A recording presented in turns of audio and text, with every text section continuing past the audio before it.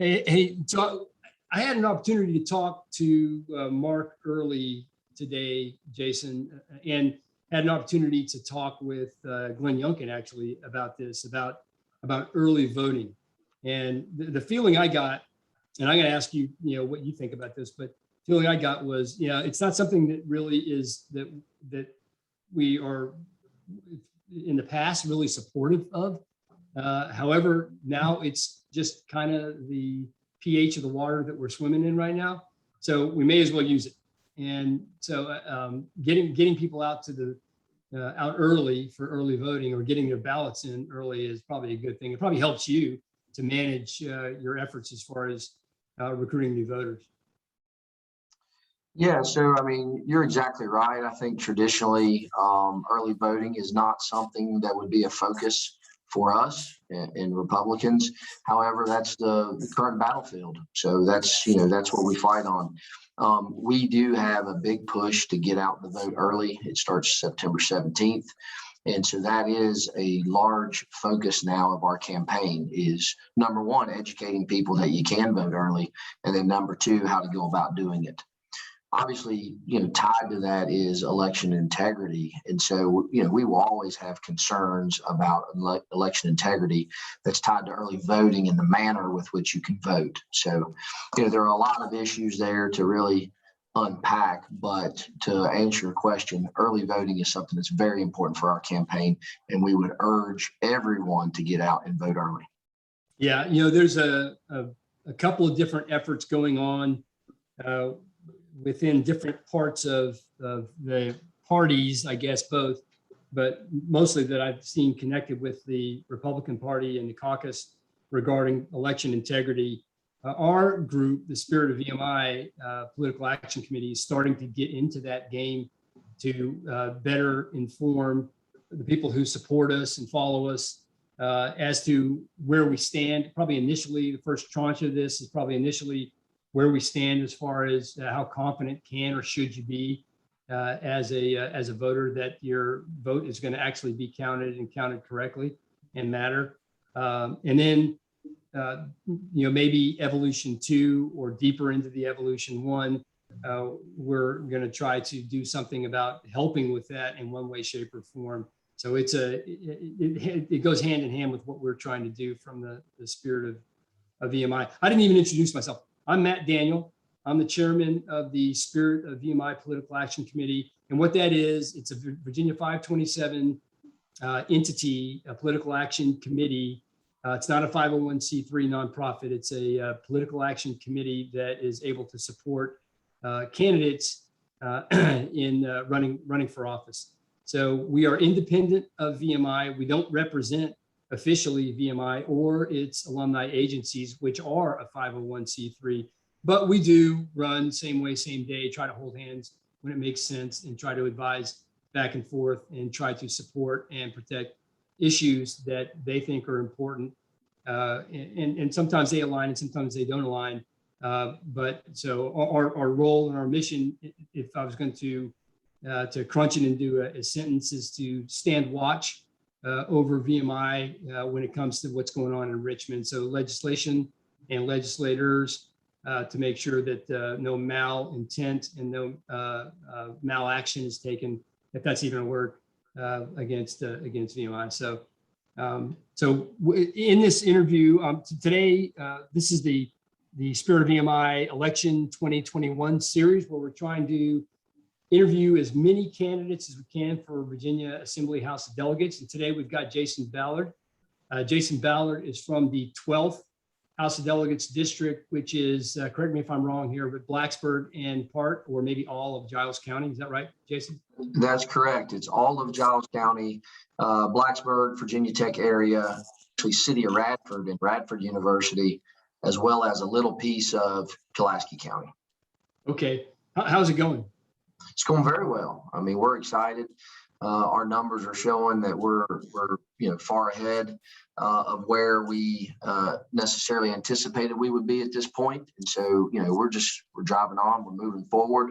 We're going to keep pushing hard, taking the opponent out of the comfort zone, and just move forward and well, as we were talking with election, the early voting, September 17th is the first mark on the wall. And so, that's the first push, and then we'll just keep on pushing till November 2nd.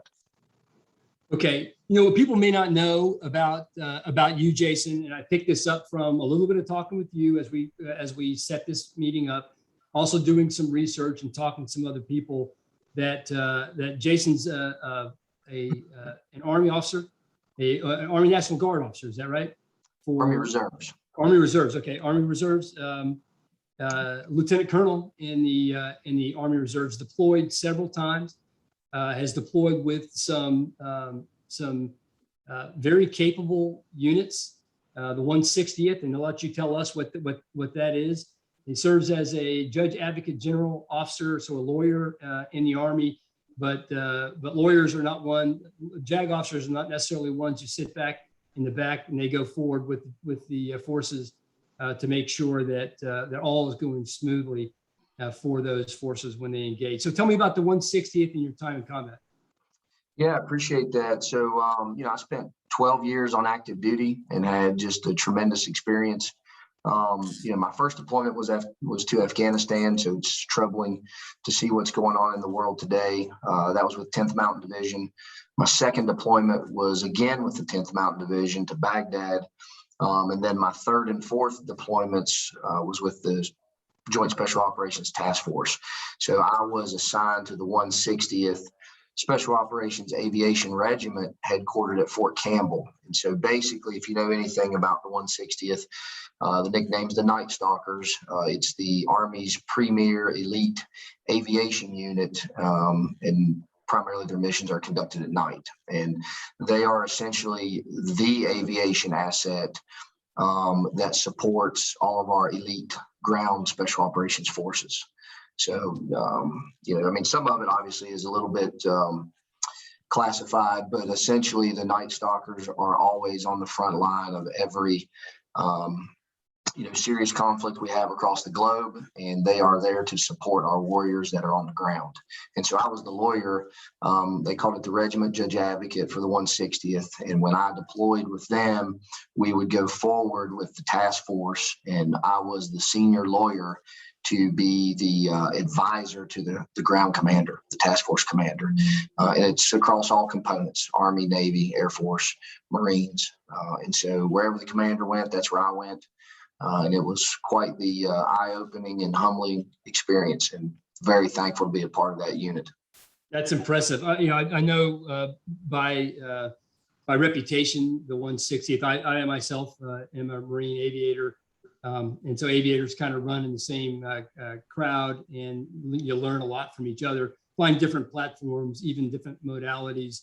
But the reputation of the 160th is stellar, to say the least, and really honestly, like you said, very classified in a lot of ways. But anyways, that's very impressive, and thank you for that. So let's get to the questions that we're going to talk about. I'm going to ask you to tell me quickly, and we'll go into these issues, I think. But what are the three, if there's top three issues for you, and why Jason Ballard as a candidate, as a delegate for the 12th?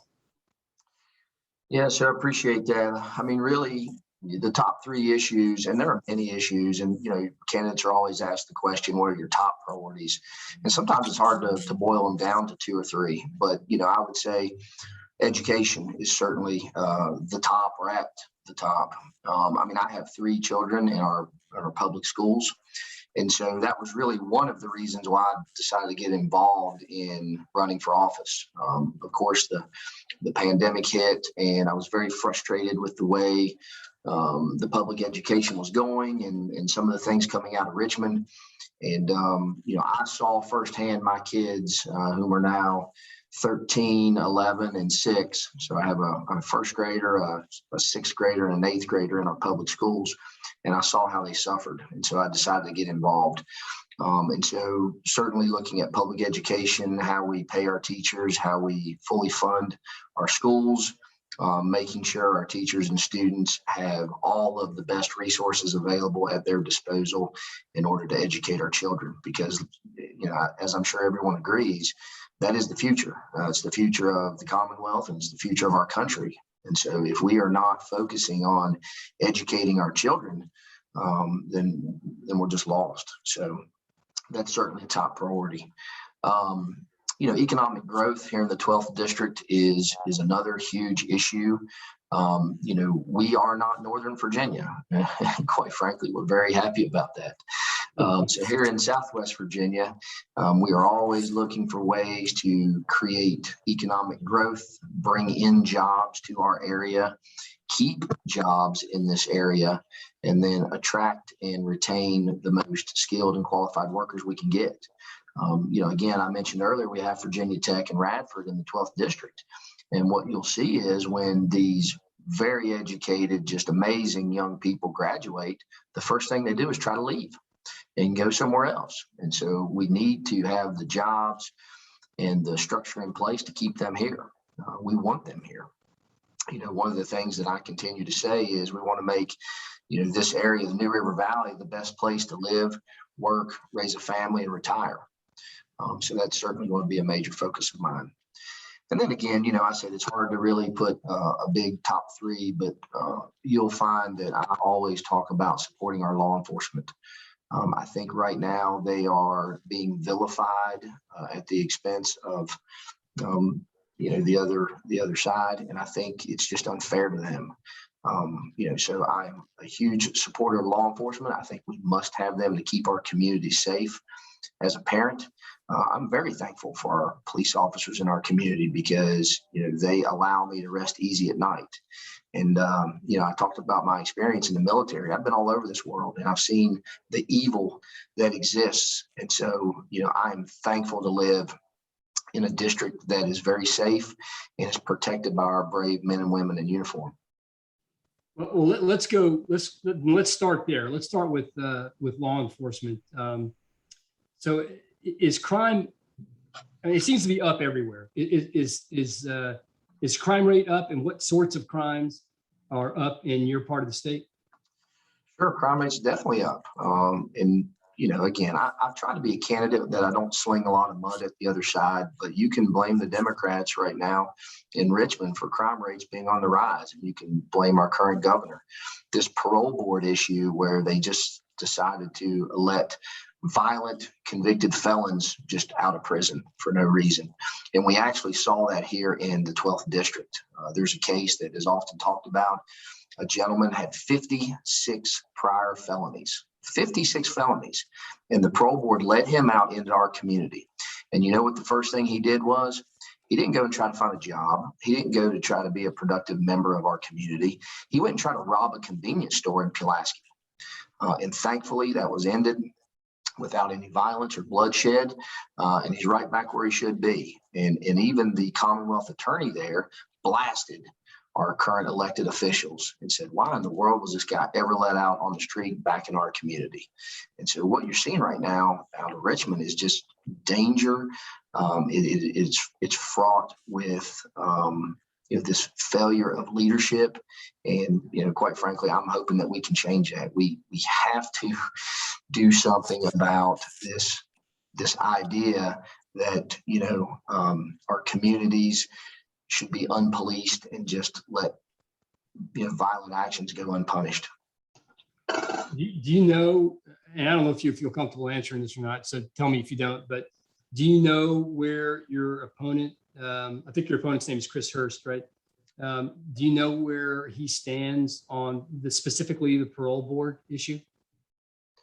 He was absolutely in support of it, and for law enforcement, he has a voting record of opposing our law enforcement officers. He voted in their qualified immunity. He's attacked them at every opportunity he can, and he will continue to do so if he's reelected. What they want to do now is try to cozy up to law enforcement. And with the recent bonus that they gave some of our law enforcement officers across the state, liberals in Richmond want to say, oh, look, we supported you all along. Just look at the history. It speaks for itself. You can look up certainly my opponent's voting record, but look up, other members of the General Assembly and see whether or not they actually supported law enforcement. Yeah. Okay, it's troubling, with the defunding of police movement that's going on right now. All that's kind of wrapped up together, and the whole thing is troubling, and it just doesn't make any sense. Okay, let's move on. Then. Let's move to economic growth in the economy in your local economy. So, tell me about taxes. Tell me about unemployment. Tell me about opportunities that you might be able to help with if you're elected.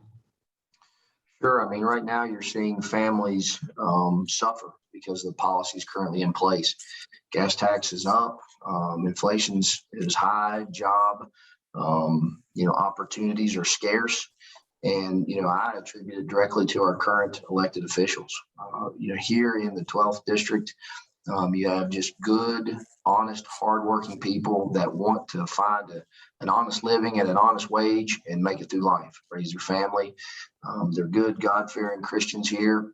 And, what's happening right now is just really unfair to them. And so, again, as I spoke earlier about creating jobs, we have to do that all across the board. Our hourly wages, we have to, make sure those jobs are available, and then we have to attract and retain, the salaried positions at like tech companies. So, you're seeing a little bit of that in the Blacksburg area, of course, which is supported by Virginia Tech, and they have that luxury. Here in Giles County, I would like to see more of that type of job growth come into play. But when I go out and I talk to, members of the community, my friends and neighbors, right now they're struggling. They're struggling to make ends meet. You see food prices are at an all-time high.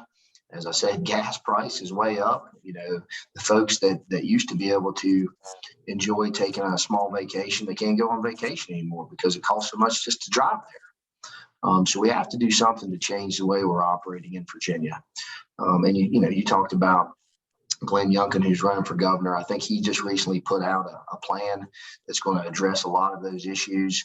I've looked at it briefly. I'm going to look at it in more detail, but we have to get Virginia back on track. If you ask the everyday citizen out here, they're just not happy with the way things are. And again, that's why I decided to run.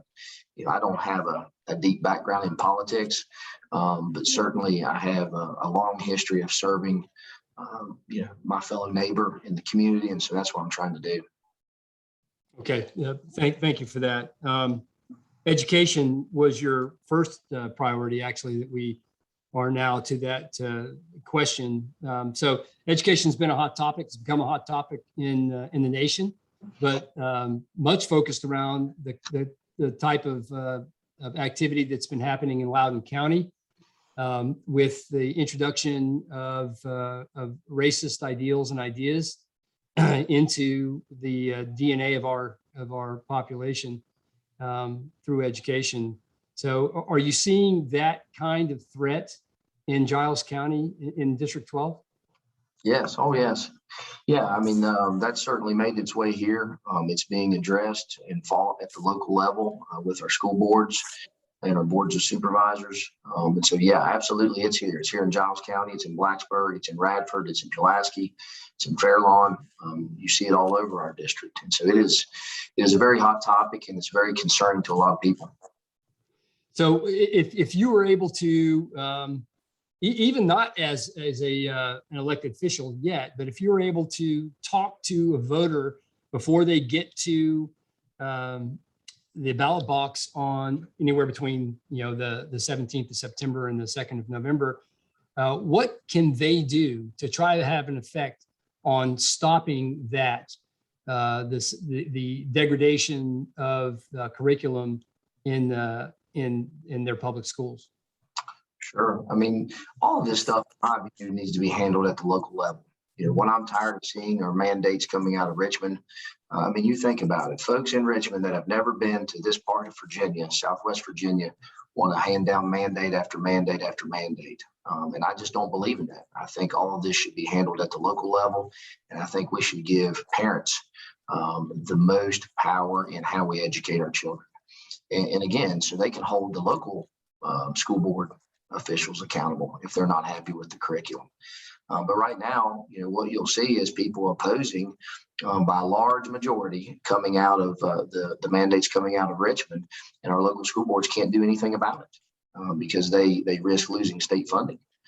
So that's a big problem here. And so what I would tell the voter is, number one, local elections are very important, right? I mean, people always want to focus on the presidential election, but really, if you think about it, presidential elections and policies at that level probably don't affect you near as much as your local elected official, your school board, your board of supervisors, your town and city council, your delegates. And so those are the races that voters really need to look at, and they need to look at the candidates and decide who is going to be the best person to represent their values and what they stand for.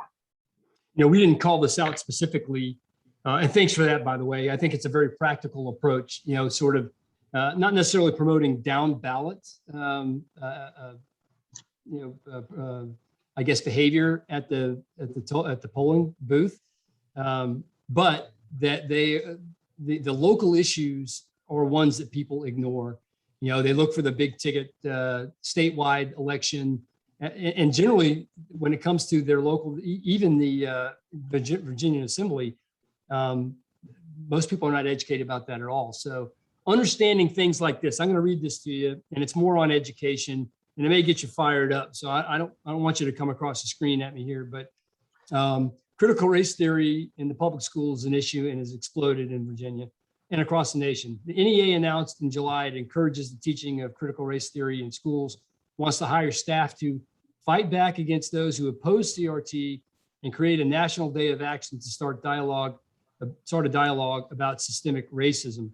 The resolution says that the NEA will provide an already created in-depth study that critiques empire, white supremacy, anti-Blackness, anti-indigeneity, racism, patriarchy, cis heteropatriarchy, capitalism, ableism, a bunch of other isms, and other forms of power and oppression at the intersection of our society. Now, that's the garbage, from my point of view, that's being shoved down the throats of our students all the way up to higher education. Just by understanding your answers to your question before, and I don't want to beat a dead horse or repeat too much, but what do you think about that? It's very frustrating as a parent to hear those things. Again, I have 4 children. My daughter's grown; she's in graduate school. But the 3 that I have in public schools right now, I mean, it's very concerning to hear those things as a parent. I mean, think about it. What we are doing is we're telling innocent children who have no preconceived notions about race. Right? I mean, that is taught. That is a learned behavior. It's not like our children come out and see these colors. They really don't. My 6-year-old, he doesn't understand race and racism. It's just not how they think. And so it's really frustrating to me that we're telling our children, on the one hand, hey, you are in the group of oppressors because of the color of your skin. And then we're telling children on the other side, you all are victims and you will never be successful just because of the system. And that's essentially what it boils down to. I mean, I believe in that, you can achieve whatever you want to. This is the greatest country in the history of civilization. And if you put your mind to it, I promise you, you will be successful. If you work hard, you will be successful in this country and in Virginia. And so I think it's just really absurd that we're doing things like taking away advanced mathematics because it's somehow inherently oppressive. I mean, it just doesn't make any sense. I believe in a system where if you do your best and work your hardest, you will be very successful. The system is not rigged against you. And so as a parent, I just think it's very frustrating to hear those things. And again, I would put all of these decisions about the curriculum and whether or not we teach this type of stuff at the local level. I don't think it should be crammed down parents' throats from folks in Richmond. Okay, thank you for that answer. Get to a real quick VMI question, maybe not so quick, but you're familiar with VMI. I think you told me before that you've been to Lexington and you've been on post at VMI before, and so you're familiar with sort of the the odd characteristics of the. Have you been there when they were actually in session, classes in session? I was, again, as I spoke with you earlier, it was many years ago, but I was just awestruck at the beauty of the campus, at the discipline of the cadets there. I was just fascinated with how well it was run, and that, that institution produces our nation's leaders. And so it was a very humbling experience. Again, it was a long time ago, but I remember it vividly with my grandfather who took me there. He was a graduate of Washington Lee, so just right across the field. And, I was very impressed with VMI. Yeah, there's a very active love-hate. I'd say hate's a strong word, but a love and not so love relationship between WNL and VMI. But that's at the very tactical level. At the broader level, and especially after people graduate from the school and get to know the people that were across campus, they think a lot alike for the most part, or have in the past. So it's the respect, really can't be any greater between I'll speak for VMI guys anyway, between the two schools. So the VMI has a mission statement, and I won't bore you with the actual words, but that it emphasizes patriotism. It emphasizes the citizen soldier aspect, defending your country. It emphasizes a free enterprise system, and those things have been under fire. VMI has been under fire for the last year or so, or maybe a little more than that, but specifically since October of last year, under fire. And there was a state mandated State Council for Higher Education of Virginia mandated audit, basically a racism audit at VMI, looking at the charge of systemic racism at VMI. And it was sponsored and started actually by the governor making remarks that VMI is has a troubling systemic culture of racism at VMI. And we found by reports and research and graphics that have been produced that would prove these, that those charges are just not true. There are individual cases of bad actors no matter where you go, and they happen at VMI too. They're there too, but they're significantly less frequent less frequent really, is probably a better word, than in other places, in other schools as well. VMI has a great value that it's added to the nation and the state. And I'll give you a couple of stats here. Net present value of VMI is number 2 in Virginia, behind only WNL, and WNL is second in the nation for net present value. And that's basically means the value of your diploma. Jobs from VMI graduates, it's somewhere around 98.5% of VMI graduates graduate from VMI with a job in their pocket ready to go. Some of those are military, but that's only about half. The rest of those are in industry in some way, shape, or form, and VMI graduates serve, which is another thing that the VMI does. They lead in, I think it's number 1 in the nation in public service, promoting public service. VMI has an underrepresented population history of matriculating and graduating increasing numbers of underrepresented populations. So that's minorities, people who start late, people who are in the Pell Grant system. Of 35% of VMI cadets are in this URP, this underrepresented population, and it continues to grow every year. VMI does what it can to help out as much as they can those underrepresented populations. And there's a bunch more accolades that are given, best small colleges in the USA, and all these different things that are published by Forbes, US News and World Report, Wall Street Journal, et cetera, accolade on accolade. So all that being said, I'm trying to paint a picture of value, the value that VMI brings. When you are elected and you're taking the oath of office of the General Assembly in Virginia, And you're called then to support and defend the appropriations for VMI. Could you see yourself supporting VMI for appropriations it deserves? Yeah, in one word, absolutely. I think VMI is critical for training and educating our future leaders. I'm not a VMI graduate, but I'm aware of its history. I've been in the military now 17 years, and I've run across a lot of VMI graduates, and they are some of the finest officers that I've ever been around. And certainly, your history. VMI has produced a number of generals, secretaries of state, secretary of the Army. I mean, the list goes on. And so that is an institution that is, in my view, invaluable here in Virginia.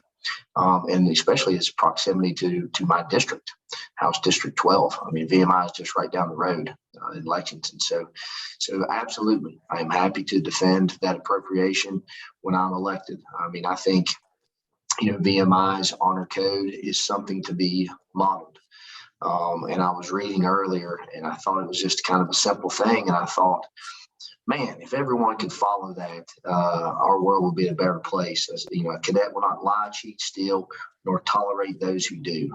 Think about that. I mean, seriously, think about that. If our world today just followed that simple sentence, how better off we would be.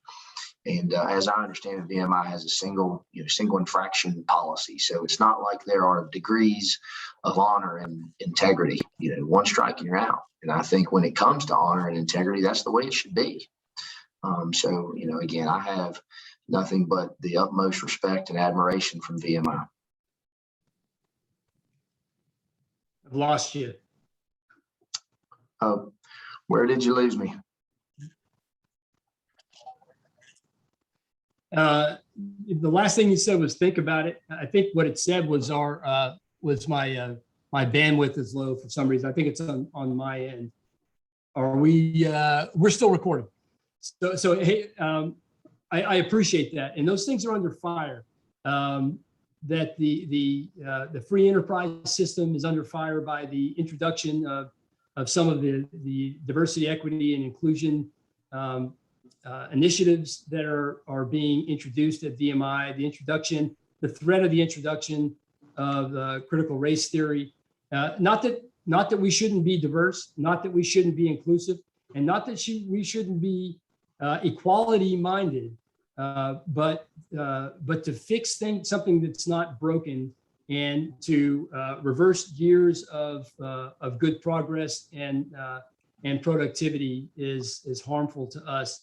And so that's the reason. That's probably the main reason why we're doing what we're doing as far as the spirit of VMI goes. And we appreciate talking with candidates like you who will stand for these sorts of things. Before we wrap this up, Jason, do you have any saved rounds that you'd like to share with the watchers? Yeah, I appreciate that. Certainly it's an honor to speak with you. I really do. I have the utmost respect for VMI and those that have attended VMI and graduated from there. So I really do appreciate meeting you and speaking with you. What I would tell folks out there, if they really are truly undecided at this point in elections, I'm not sure how people can be undecided, but if you are, look at the candidate. Don't look at whether it's a Republican or a Democrat. And I'm not just talking about my race. I'm talking all up and down the ballot. Look at the individual. And if that individual has a voting history, look at what that person's vote for. In my case, I'm on town council, so I don't have a robust voting record, but look at the individual and what that person has done in his or her life. And I think with me, you will find that I've spent my entire adult life serving our community. I live the motto of selfless service and giving back to our country and giving back to our community. And that's exactly how I will approach being a delegate in the General Assembly. That's a strong message, and it's one that I think we can close on. And I appreciate that message because it's easy for me then to go to, as I was telling Mark earlier today, that we're on a campaign to find the right candidates to support and the right candidates to get into office so that we have a majority within the House of Delegates, and hopefully we win the governor's mansion too, but really is winning the House of Delegates, because if we don't have that and we do have a governor who's favorable toward VMI, in that way, he becomes a lame duck right on day one. So, and the vice versa is not necessarily true, although I'm very supportive of Glenn Youngkin and his executive ticket. So we're looking for that majority that will support the Virginia Military Institute and its legacy. So in doing that, we vet the candidates, and this interview is one of the ways that we vet the candidates. And I can tell you that after this discussion, we can proudly and easily say that we endorse Jason Ballard for Virginia House of Delegates 12th District, and are proud to do it. I appreciate it. Thank you very much. I'm humbled to receive that endorsement. I take it proudly, and again, being a lifelong soldier, I won't let you down. When I say I'm going to do something, that's the mission, and I'm going to do it. So I appreciate the endorsement. Awesome. Okay, well, I will let you go. It is Friday before a long weekend, or actually part of a long weekend. So have a great Labor Day, sir, and really nice talking with you. We'll be back in touch, I'm sure. This video should be produced within the next few hours, I hope. If not, by tomorrow sometime. Wonderful. Thank you so much. Enjoy your weekend as well. Pleasure speaking with you.